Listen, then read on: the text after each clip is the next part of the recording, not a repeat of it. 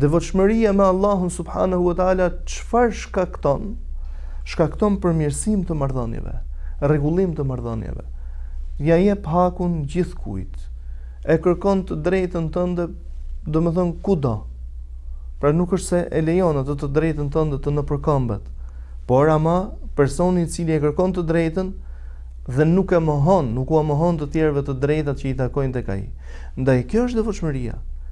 Devotshmëria Imam Ahmedi rahimahullah e ka konkretizuar në një fjalë, në një përshkrim të tij, ku thotë devotshmëri është çfarë hyn këtu, mënyra se si ushqehesh.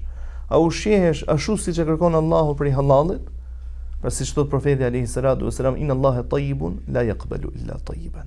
Allahu është i mirë dhe nuk pranon vetëm sa të mirën. Allahu i ka urdhëruar profetët ashtu siç ka besimtarët ashtu siç ka urdhëruar dhe profetët. Ya ayyuhar rusulu kulu min tayyibati ma razaqnakum wa'malu salihan.